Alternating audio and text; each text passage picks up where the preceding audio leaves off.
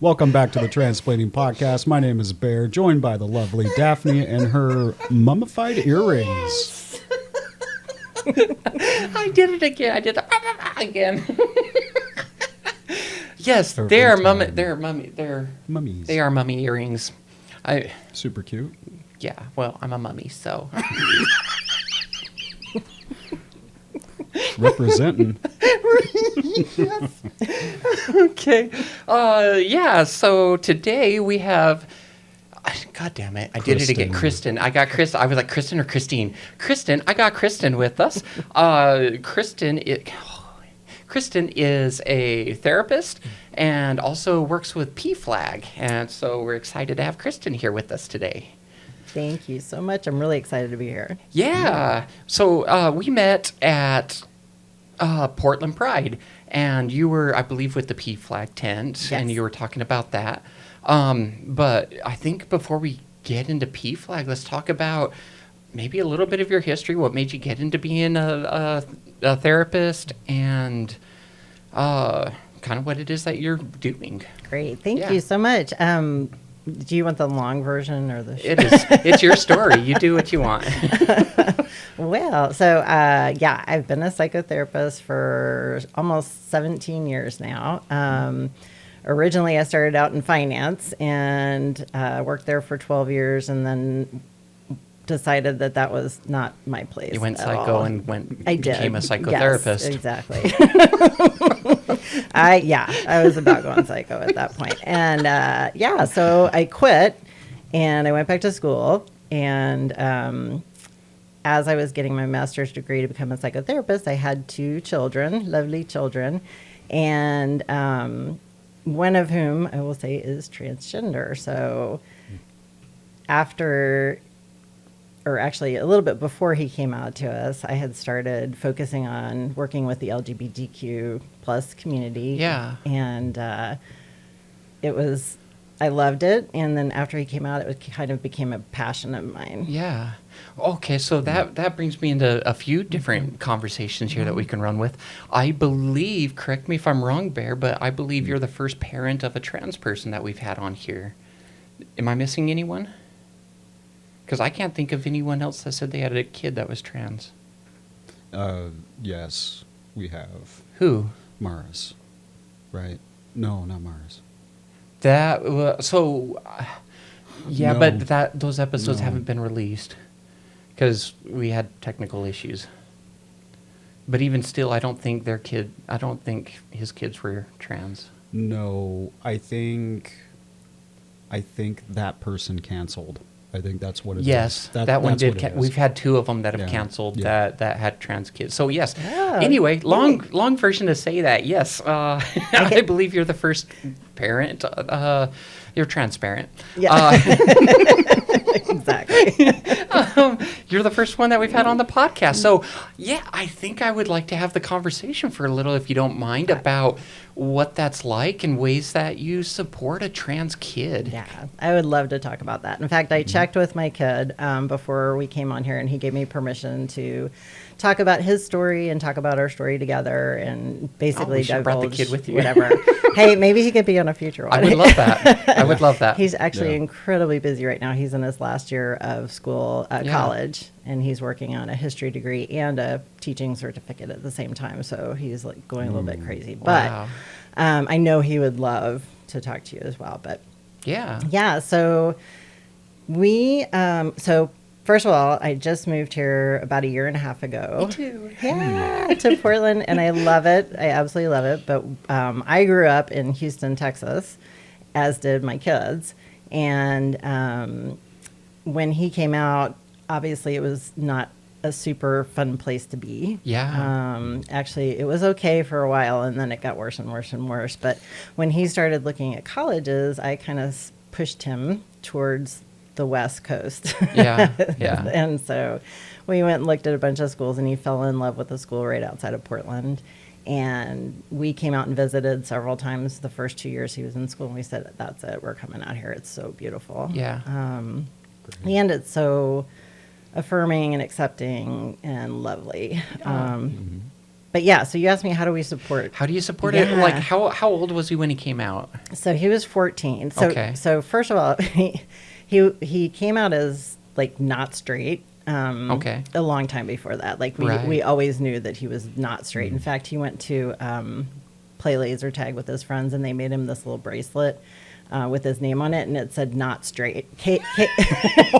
KNOTTSRSTRAIT. The number 8. And yeah, he was very excited that he had convinced them that was his name. And yeah, so naughty boy. Yes, he's a naughty boy. So as he got older, we were kind of okay. Maybe he's a lesbian. I actually put him into a rainbow camp, which was a day camp that they had during the summers, run by this wonderful clinician in Houston, and we noticed that probably half the kids at the camp were trans. And that was really new to me. I didn't know that there were that many trans teenagers, young or preteens even. Well, in Texas, that would be not big of a thing to see. No, never. Yeah. Yeah. Although Houston is pretty affirming, but Right. Texas in general It's is not San Antonio. No. Or Lubbock. Right, Yeah, right. Oops, I shouldn't say that, but or yeah. Okay, I'm not. You gonna know what I listen. mean. Yeah, I know exactly what you mean. So, I started researching. And because I'm a psychotherapist, I get to do a lot of continuing education, and so I just started focusing on trans topics and LGBTQ plus topics. And then my son started getting panic attacks and started having huge anxiety and trouble with school. And, one thing, this is kind of the sad, horrible part of raising a trans kid oftentimes is they become very depressed and Suicidal. Yeah. Yeah. He actually swallowed a bunch of pills when he was 14. His first year in high school, we had no idea why. We didn't know what was going on, and Yeah. he couldn't explain. Or Yeah. he didn't want to explain why. And so finally, when he did come out to us, for me, it was a huge relief. Yeah. I was like, oh, finally we can do something. Did it connect the dots for you? It did. I will not say that I was shocked to some extent because he was a girly kid. Like, he loved the little pink princess dresses and, sparkly things. And to this day, I think he still does, honestly. He's now a cross-dresser. he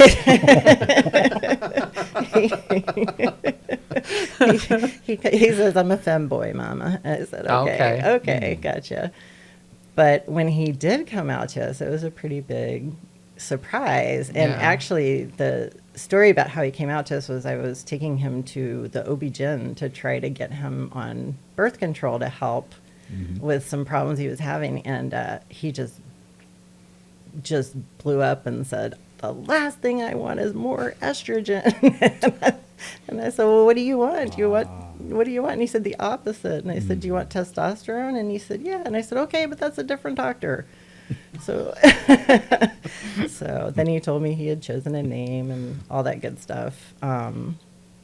But yeah, it was quite the process. And the next couple years were really difficult during transition. And then COVID hit, and he ended up having his surgery kind of smack dab in COVID. And in some ways, that might be nice because you don't have all the public things that not everybody's around you to see the changes. True. That is true. And he was able to really transition, and we started him in a new school for his junior year. Yeah. So he was able to just be himself. Yeah. And it was great. And of course, the first thing he did when he got to this new school is he said, I'm trans, to everybody who would listen. Oh my God. Yeah, he's proud. That's good. That's good. That is not something I tell people. Yeah. wait, it's interesting because some people, they're really proud about it. And for me, it's just the transition. And so it's different for everybody. It is. Yeah. And I have a lot of clients. I have some clients who identify as trans, and I have some clients who just identify as, a woman I'm just or female. a person. Yeah. And I respect all of those. Yeah. I had someone write me the other day, email, and they had their pronouns on there, and it was it and its, and I'm like, I don't understand that, but I'm here for it. Like, so they're going to come on the podcast, and it's something I definitely want to talk about because I don't understand it, and so but that's the point of this podcast, is to learn about the things that we're not around and we don't see, and learn about what's different. I definitely want to listen to that episode. Yeah, I think that'll be a good one. And I want to say I talked to one, they had Z-Zer, and I was like, Zer? Z and Zer. I don't. and Zer. I think that's with the Z-E. Zer, Zem. Zem. Yeah, I have some clients that use that as well. Do they just have a lisp? They- And Z there. I'm sorry, maybe I shouldn't make the joke. There, but there is a website you can go to that lists all the neo pronouns. Yeah. And yeah, yeah. takes some getting used to. Yeah, for sure. And different doesn't mean bad. No. Yeah. Okay, so he comes to school and he tells everybody he's trans. How did they take that? So he probably won't love that I said it that way. It was kind of a gradual thing, but he did make a decision at one point not to hide it. And he even, they had these, it was a very small Montessori school, private school. And they had what they called soapboxes every Wednesday, where kids could get up and talk for 10 minutes about any topic they wanted to. Of course, it had to be approved first. And one of the topics that he decided to talk about was his journey. And that was really important to him. And I actually, when he went to the school at first, I went in and gave a presentation to the teachers and the staff about trans people. And how was that accepted? it was, at this school was very liberal. Okay. Yeah. Good. And they were fantastic about it. Good. I got some kind of weird questions. So We get weird questions. my kid is also ADHD, has ADHD, pretty significant ADHD. So he's got a lot of energy and interrupts people all the time and stuff like that. And he's very excited about everything you talked about. Yeah.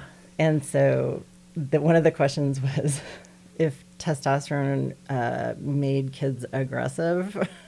And I was like, what are you talking about? Does it not? Not traditionally. Not the kids that I've seen. But not my kid. But fair enough. Fair enough. But it was, it was a question, and Yeah. I honored that and said, no, I really don't think it does. How do you support a kid that wants to come out and transit? Like, clearly you've created a safe space in your house for them to come out and tell you. How do you create that safe space for kids? Like for your kids, So that's a great question.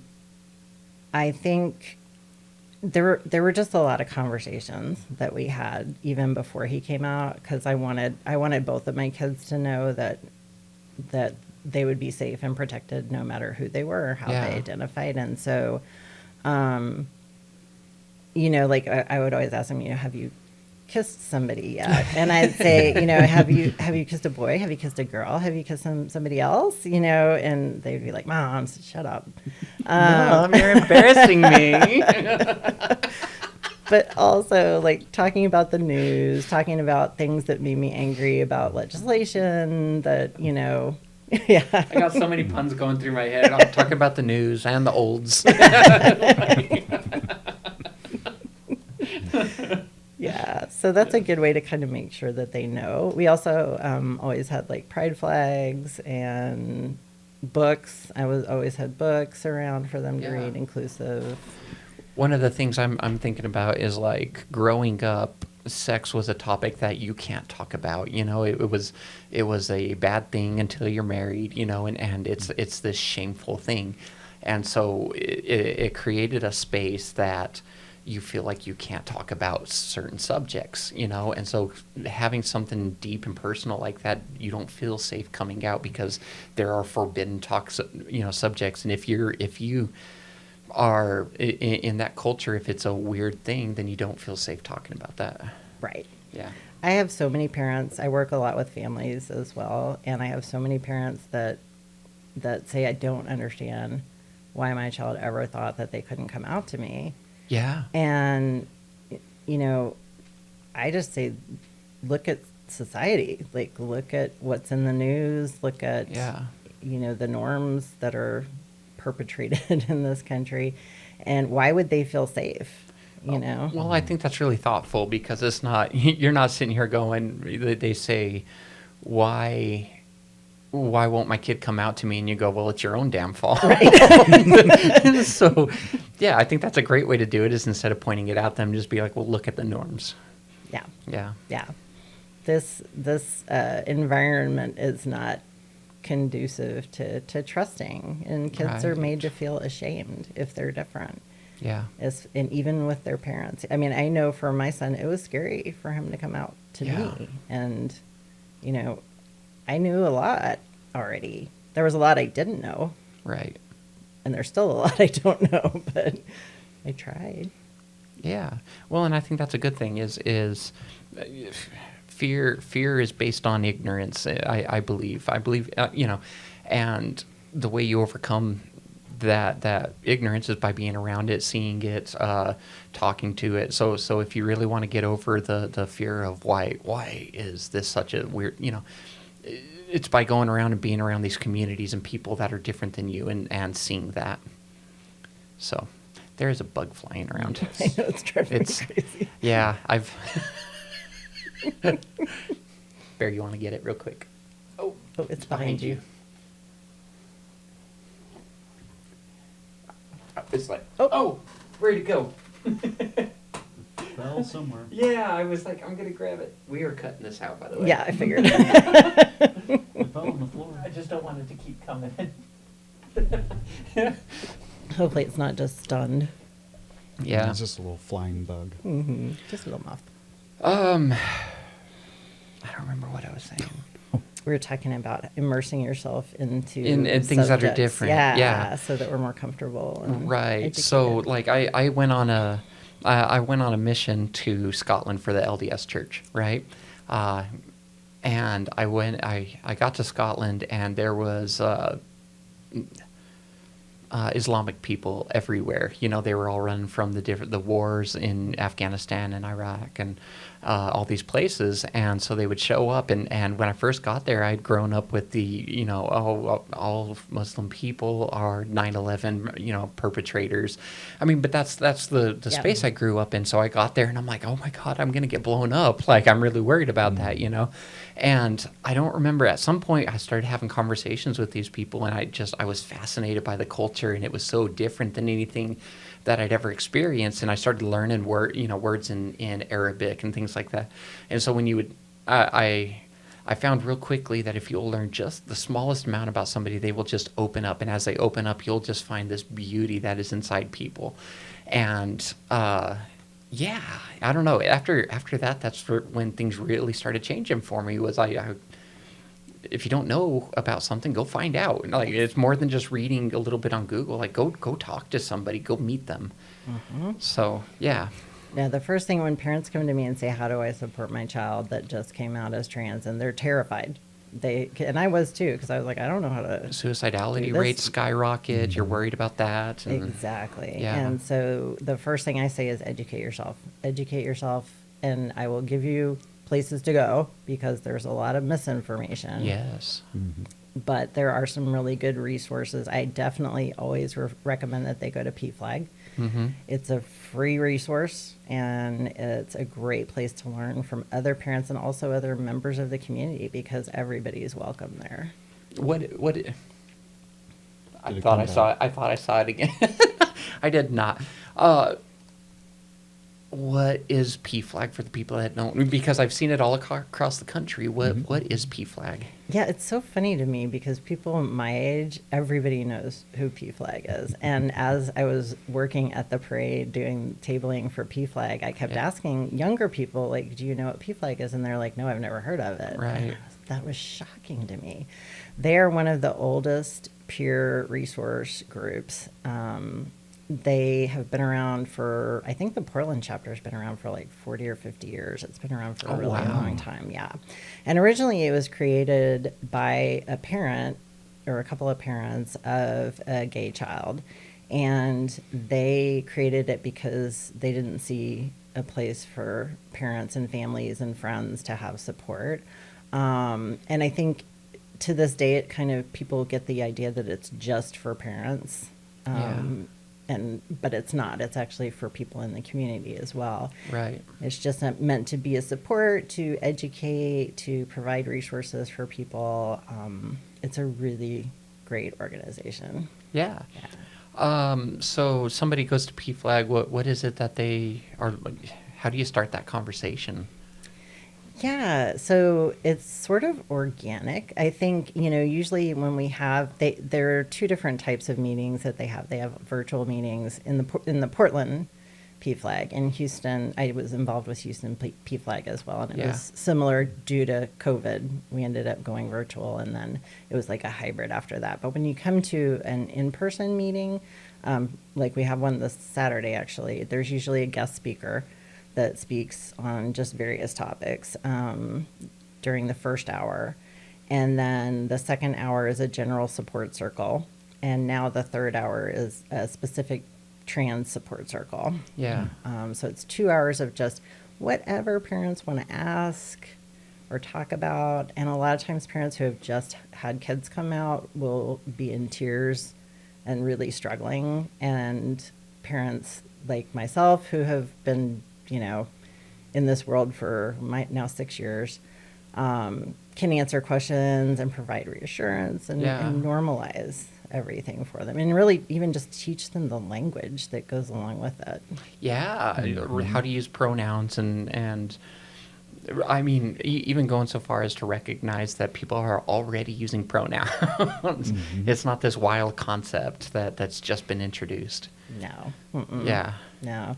And I think, when parents first come in, they're so afraid, and they're like, I can't get this right. My kid keeps getting angry at me every time I dead name them, every time I use the wrong pronouns. And, I just say practice. Just keep practicing. Practice with everybody. Practice as you're doing housework, For someone that's new to the community, you want to explain what dead name is and why it's such a big deal?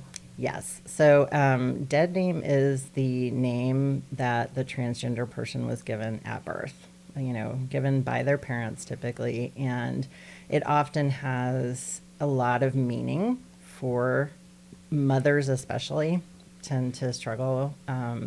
When a child comes out as trans, that name doesn't necessarily fit anymore. And so oftentimes they will take a new name, and the old name is referred to as a dead name. And for some parents, that's really hard to hear, that this is your dead name. I don't know if it's. Well, I mean, the term dead, that it brings its own connotations with it. It's kind of scary. And one of the parents in one of my groups one time had this great explanation, said, the name that you give your child is a gift.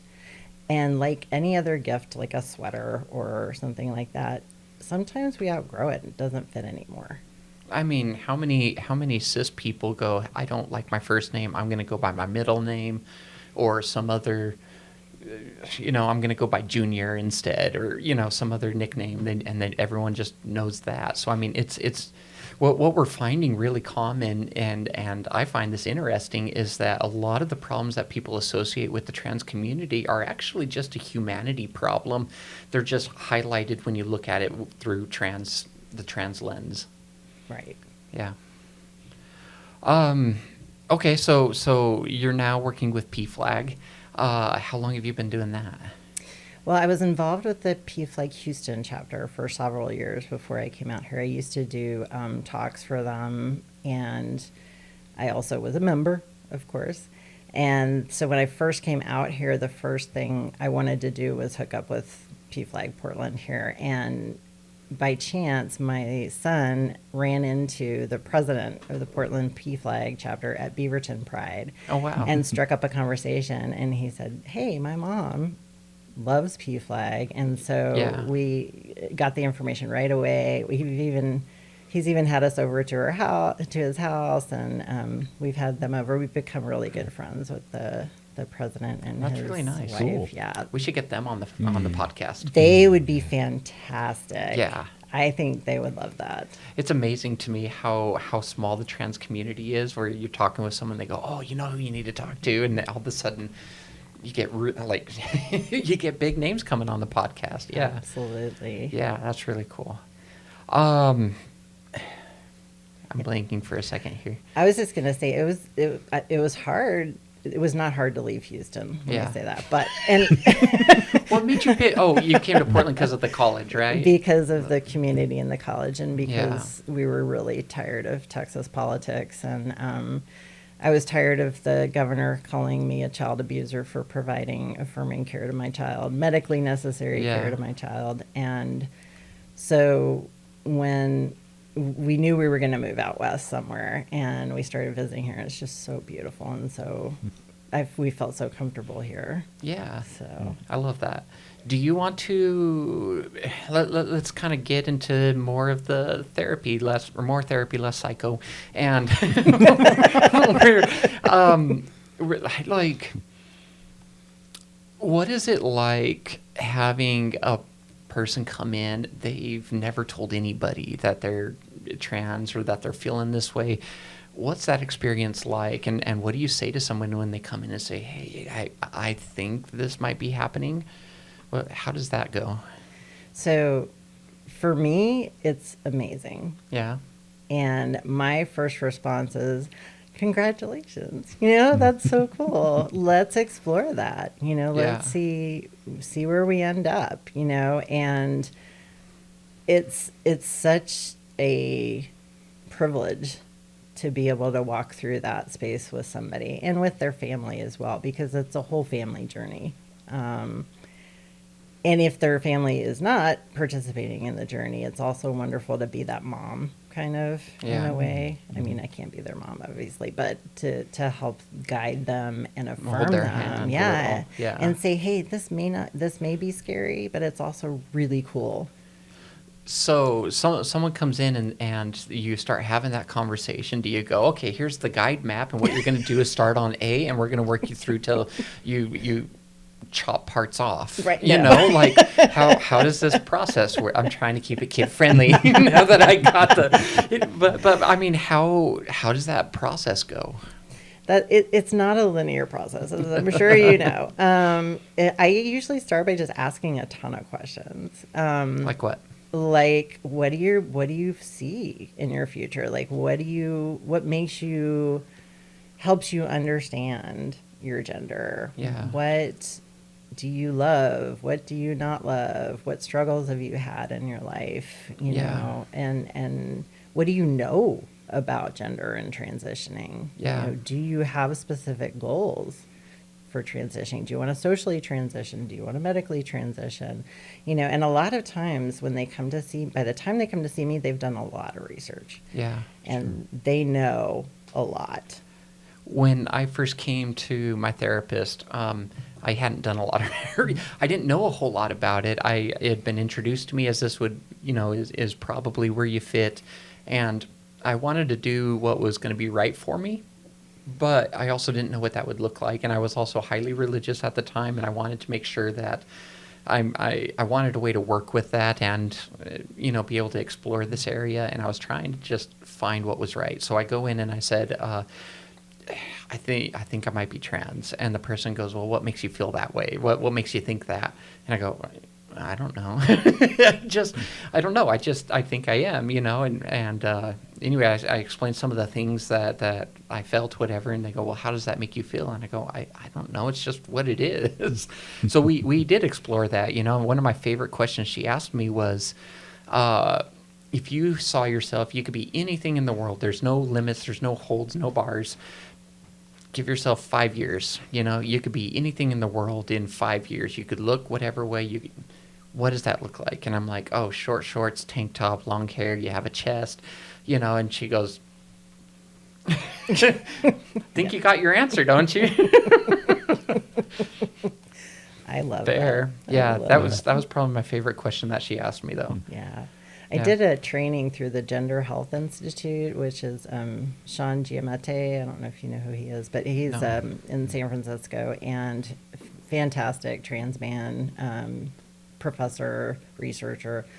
And he does all these wonderful trainings. And one of the exercises that he took us through was asking us, when did you know what your gender was? And You just always knew, right? And then how did you know? And then, and keep asking, and you say, well, I knew because I liked dolls or whatever. And Okay. well, there's lots of boys that love to play with dolls. He would challenge every step of the way. And then at the end, he said, how do you know this isn't just a phase? How do you know? Yeah. And so he says, how do you feel after I asked you all those questions and challenged you? Frustrated, right? He's like, well, this is what your kids are being asked all the time. Wait. So, can we try that? Sure. Do a test run on that one? Yeah. Bear. Yeah. No, actually, yeah, let's do it. Bear's quiet. We're going to pick on Bear now. So, Bear, do you know what your gender identity is? Yeah. Yeah. He was really excited to do this. When did you know? How old were you when you knew? Oh, I was 3 years old. Okay. And how did you know? What told you that you were your gender? There was a surge of masculinity, and I always, all my friends, growing up were male, and I had zero interest in anything that was girly. I didn't. I just simply, a great example was in PE. We did girls versus boys in dodgeball. I immediately ran to the boys' side, and my teacher caught me and was like, "Oh, no, honey, you go over here." I'm like, "Why?" And I was really confused, and I didn't like it, and I just, okay, That's kind of one of those. Yeah, that's And so I've always had this masculinity about me, and it never stopped. It just, as I matured, I kept evolving, that's a really good answer. and it was just. That was like I the don't know any easiest different. answer. I don't know. I just don't know any different. Yeah. Well, that went easy. So the answer that Sean says at the end of everything is, how do you know your gender? You just do. Right? You Yeah. just do. Because you had that answer probably because you've been asked that question. Or you've seen people ask that question who are trans, because you do get asked that question. Right. Especially if you want medically appropriate care. You have to prove that you are trans, which is ridiculous, right? How do you know what gender you are? You just know. And that's what parents always ask me is, how do I know for sure that my child is trans? And I say, Yeah. because they say so, right? If someone tells you what they are, believe them. Believe them. Yeah. It's not like we're giving, 6-year-olds hormones. Yeah. That's just not happening. That just brings a whole new set of questions into my Well, Hit me with them. litter boxes in schools, where they're kids are. It's one of the topics that sometimes gets brought up, right? Let's back it up a little bit. Kids are being groomed into being trans. How do you work with that? Yeah, good luck with that. I would say there is a lot of evidence that shows that is not true. I would also say if you've ever met a teenage person, asking them or coercing them into being Anything other than what they feel at that point they are is incredibly difficult. Yeah. It's just not happening. Yeah. I actually really like that answer. I didn't put pieces together about that something was different and that things were not fitting right until I was a teenager. I think I was 12 when I finally started putting that together and going, something's happened here, but I don't know what it is. So yeah, that makes a lot more sense. So my son tells me that he didn't really notice anything. He kind of knew something was different, but until the genders really started to separate Yeah. and be different, like maybe around 5th grade. Yeah. He could be whoever he wanted to be, or, dress however he wanted, or, Oh, that was not the case for me. Yeah, well, we also made the mistake of putting him into a religious private school for middle school where he had to wear skirts to chapel twice a week. And every other day he wore pants or shorts. And I know that was really painful. That was probably part of why he started having panic attacks and Yeah. all that kind of stuff. But yeah, there wasn't that much of a difference in the genders, among the genders before puberty, Yeah. pre-puberty hit. That was when it got really difficult. And with him, it was kind of easy. People ask me a lot, like, how did you decide to put him on hormones? How did you decide to let him have top surgery? And those were not decisions that we made lightly. We made them with the help of professionals who knew a lot about gender health. Yeah. And we also had this kid who did like the trans boy hunch where you could tell he couldn't stand his breasts, and he wore sweaters when it was 100 degrees outside, Yeah. and hoodies and Anything to hide it. anything to hide it, and anything. He wouldn't take showers. He would only take baths where he had bubbles that were covering up his whole body. Interesting. Yeah. And so we were pretty confident that that was the right decision. And Right. especially when I offered him, I said, you can either have a car or top surgery. And he said, top surgery. That's a big choice. Yeah. You get, yeah, in a way, you kind of have the rest of your life to get a car, but maybe this is it. It's time. Yeah. I'm thinking on the movie Accepted. You haven't seen Accepted, No. but have you seen Accepted? Mm-mm. It's a fun movie. It's one of my favorite movies. But kids don't get into college. They don't get accepted into any college, so they decide to create their own so their parents wouldn't be disappointed in them. So they create their own, and it becomes a real thing. And all these other kids come in. But one of the guys, he does get into college. Jonah Hill. He does get into college, and he ends up like becoming a part of a frat, whatever. And he ends up in this, and he becomes the boy that everybody picks on in the frat, And so he's out there wearing a hot dog costume, going, "Ask me about my wiener."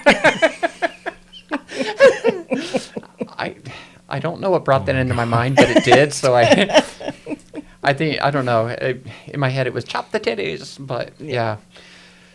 Anyway, we took that detour. Can you tell I got the ADHD? I love that. Yeah.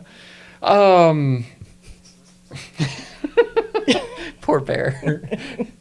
Bear has to. Have you not heard that? Oh, yeah. It's a thing. That's a real term. It's Yeah. a thing. Have you not heard that?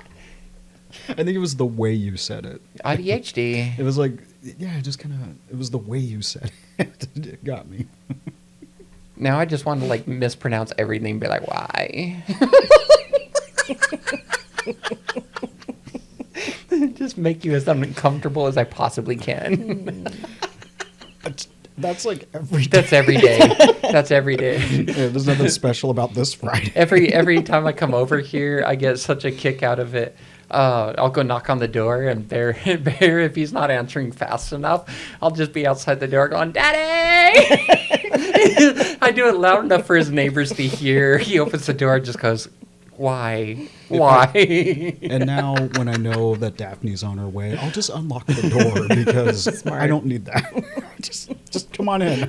I will do all I can to make him uncomfortable, and I think it's the funniest thing. Nailed it. Yep. Okay, so let's. If there's something you could say to another parent, they want to support their kid. They're not sure how to support their kid. They got the resources, but they haven't really dealt. Like the kid just came out, and they're coming to see you for help. What's something you can tell a parent? Give them hope, or give them some idea of what to do. That's a great question. And, as far as like what to do, go learn about it. Yeah. Join, there's a Facebook group called Serendipity Doodah. And I know it sounds really silly. I love it. It's called Serendipity Doodah, the home of the mama bears. And it's for mothers of LGBTQ plus folks. And that was one of the most helpful things that, my son's therapist pointed me towards, because there are all kinds of conversations out there, and they're all other moms. Yeah. And they ask questions and they give support, and it just sort of normalized it for me. Yeah. Seeing all the questions and the answers and the terminology and so forth. So either that or PFLAG, Okay. is a great way to just feel more confident and comfortable. The parent finds out, they suicidality rates among trans teens are way higher. The parents are scared about their kid and their mental health, and they're worried about that particular outcome. What would you tell a parent about that? I would tell them that those numbers are drastically reduced when parents are affirming. 40%, Yeah. if one Good. person. Drastically reduced. If Yeah. they have support in the home and they're talking about it, and especially if they bring them to a therapist like that, I'm like, yes, mom, dad, whoever, parent, this is good. You're taking the right steps. What do you tell the parent if the parent brings the kid to you to fix them? So that's a great question. I have all over my website, basically, don't bring your kid to me if you want me to change them. Like I'm not the right fit for you, because Yeah. I actually say something like, I provide affirming care for LGBTQ plus people, and because that's what the research tells us, and anything different is not founded in science. And Yeah. I don't, I'm a big research nerd, and all the research out there tells me that this is the way to go. And right now kids are dying because they're not being provided with care, especially, I know for sure in Texas. And so it's serious, but I think for parents, I want them to know that those suicide rates really decrease. Yeah. If you can help, just affirm your child. And affirming doesn't mean agreeing, by the way. It doesn't even mean like But is it something that you can agree or disagree? Exactly. No, that's a great question. But some parents would come to me and say, well, I don't agree with this. This is against my religion. This is something that I don't believe in. Right. And I tell them, I say, look, whether you believe or not, first, here's what the research shows. And second of all, your kid's going on a journey. Do you want to go with them, or do you want them to go all alone? That's a really good answer. I mean, that's their choice. And Yeah. I am so, after all is said and done, so grateful to have a trans kid. And that's another thing that I do share. I do share that I have a transgender child or adult, and that it was really difficult for a long time. But now it's joyful. Yeah, you get to see the light in their eyes. They get to be their authentic self. You, instead of them fitting in the box that you've created for them, they're their own self. Yes. Yeah. Parent comes to you and they want to support their kid, but they don't know how to support their kid. They have the resources. They have a trans daughter, and they go, how do I support them? Can you offer a tip or two on a way they can support their kid? Absolutely. I think number one, taking them to an affirming therapist is a great start. And number two is if they need a therapist to get through that process, because sometimes there's grief associated with having a child come out and say that they're not the gender that you thought they were, because you had all these expectations and plans of what was going to happen with them. And so it's not that you're grieving the child, it's that you're grieving your expectations and what you Yes. thought was going to happen. Yeah, it's the loss of your expectations. Exactly. And I try to tell them the story. My husband is an athlete, and he thought his kids were going to be athletes. Like, he was going to make them athletes. Yes. He was going to play ball with them every day and do all this stuff. Well, guess what? I got two little autistic ADHD kids who hate sweating. I mean, which again comes back to the point of the people not being who you want them to be is not an intrinsically trans thing. It's a humanity thing. So we're back at that square again. Very well said.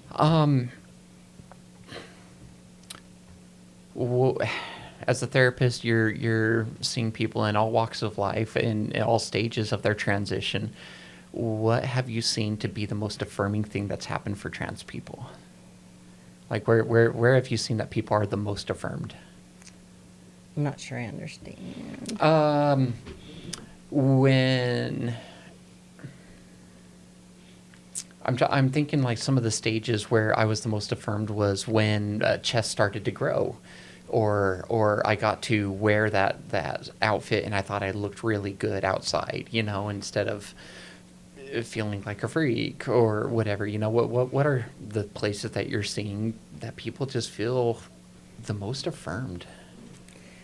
Well, one thing I can say that yes, as hormones start to take effect is really great. And it can take some time. Yes. Mm-hmm. And especially, feminizing. It's a long process.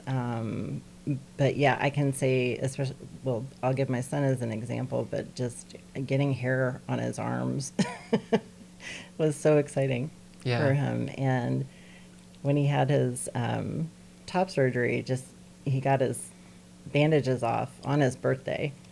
And we were, it was during COVID, so I was the only one allowed to go with him, but I took a picture so he could see. And he started crying. And, Yes. and he said, "Mama, I'm a boy." And I said, "Babe, you've always been a boy."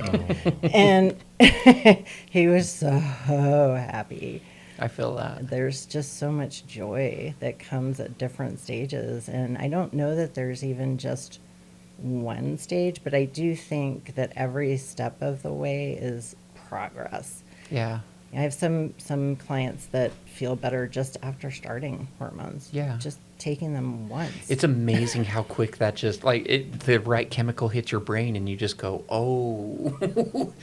Yeah, it's amazing how much different that makes. Yeah. Okay. I got a game. You up for a game? Sure. Poor Bear. Every time I bring a game, Bear's like, oh, dear. Oh, no. Okay. And I'm getting nervous. No. Okay. I call this one Find the Fear. Uh-oh.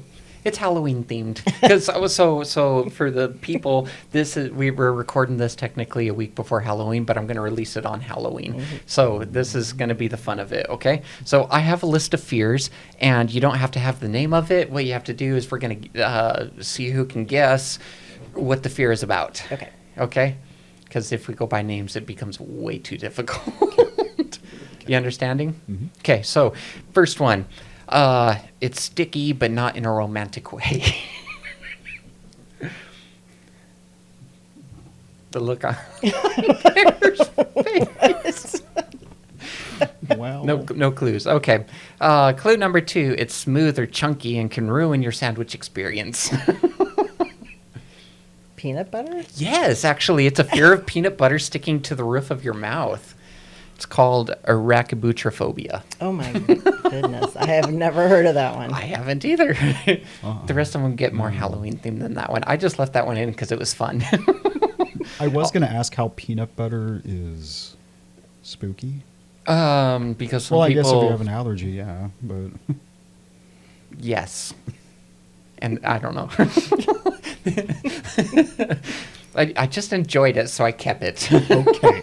Okay, now they're more Halloween. Anyway, here we go. They've got 8 legs, 8 eyes, and no chill. That is Spiders, arachnophobia.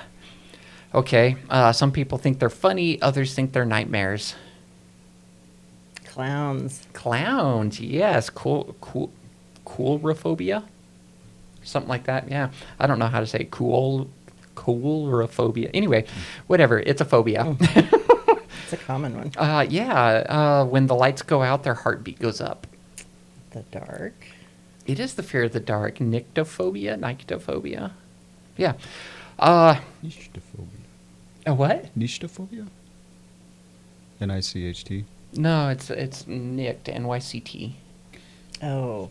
Oh, Nyctophobia. with a Y. Yes. Yeah, anyway. We're going through these really fast. The next one. You know what would have been funner would be to say the names and have you try to guess what they are and start dropping clues. Oh, well. Anyway, the next one. They avoid broomsticks and black cats at all costs. Superstition? No. Halloween movies like Hocus Pocus are basically horror films to them. Fear of the Fear of witch? magic? It's fear of witches. Fear of witch? Yeah, it's Wiccaphobia. Wiccaphobia. That makes more sense. I thought you would like that one. Mhm. Okay, here we go. We're going to call this one chiroptophobia. It's the ultimate Halloween flyer, and not Delta, by the way. Ooh, bat. Yes, it is a fear of bats. And the last one I got here is phasmophobia. Ghosts. Go. Yes. Yeah, I was like, they ain't afraid of no. Well, actually, yes, they are. So that's what I got. I mean, technically, I have more, but they're not all Halloween themed. So we're gonna keep it with that.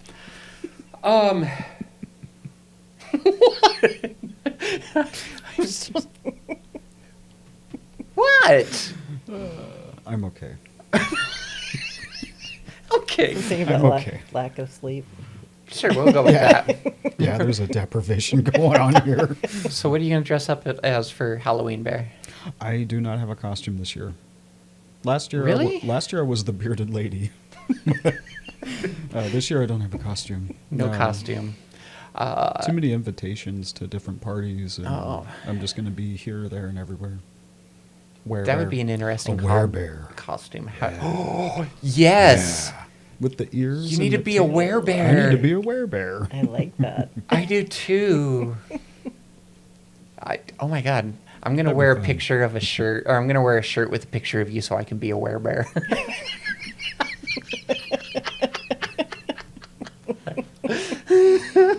Thanks. How about you? What are you doing for Halloween? You know, I don't do well with Halloween. I think it's Yeah? an autism thing. But what is it about it you don't care for? there are no rules for like what I'm supposed to wear. Wow. And I noticed my youngest son also struggles like that. Like Yeah. he used to always get grounded on Halloween, and I figured out that it was just too much pressure for him. I had an issue with that last night. Bear and I were having a drink, whatever, and they gave me the margarita, and I started freaking Oh out. And my Bear's God. like, "What's going on?" I'm like, "I don't know where to start." And he goes, "What?" I was like, "There's so much salt. I don't know where to start with this." And he's like, "Start at the lime." And I'm like, "I can't. Where do you start?"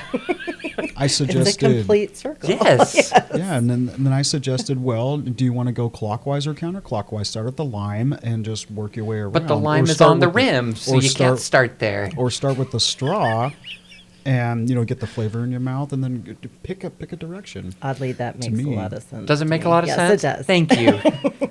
I'm not crazy. I didn't think you were crazy because you had a preference. Psycho. Well, They bring good the thing- therapist. Yeah, to me, I just don't. I don't care. Like if I had a drink like that and I had a bunch of, I don't care. I just drink it. I don't think like that. I don't think on those terms of where do I start and why? I don't You have question to it. go I in just order. You have to go in order. Like when it's your food, you start at the least favorite part of your plate, and then you work in a circle around the plate. Just so you know, that's the rule. I guess. No, it is. That's the rule. That's the right way to do it. I guess. I'm just happy that there's food and I can eat it. No, you heathen! You're over here just throwing food in. There's a right way and a wrong way, and that's wrong. Excuse the fuck out of me. I'm just happy there's food. Anyway, Kristen, thank you so much for coming. Like, I've really enjoyed this, and I don't know, it's fun. Well, this is a new experience, right? Having a parent of a trans kid is something new, and it's a section of the story that's really important, and we just haven't had on the podcast yet. And so having that is, I don't know, it brings a lot. It brings a lot to the podcast. So thank you so much. I've really enjoyed the conversation. Yeah, thank you so much. This was really fun. I hope it was as good as the last one. Oh, it's good. It's good. Yeah, you were nervous about coming on, but hopefully we made that easier for you. Definitely. Calm down. Do you have any like shameless shout outs where if people want to, I guess if people want to find you, if people want to find PFLAG, how do people find PFLAG? Yes. If you're in the Portland area, it's pflagpdx.org. And you can always just search by PFLAG, PFLAG, and you can find a local chapter near you. I believe it's .org, right? Not .com. It is. It's .org. Yeah. Mm-hmm. Yep. Perfect. Cool. Bear, as usual, you want to kick us out? Mm-hmm. Or take us out? Don't kick me out. Just I said you want to kick us out, but don't kick me out. Just take us out. Not yet. Lead us out. Yeah. Thanks for joining us for this episode. And you can find us on Facebook, Spotify, and TikTok, as well as YouTube. And if you yourself. You're short circuiting right there. I was watching your eyes. You're trying so hard. I'm running on dial-up. I'm the AOL disc you got in the mail. Anyways. And if you yourself would like to be a guest on the podcast, email daphne@transplantingpodcast.com. And our website's also transplantingpodcast.com.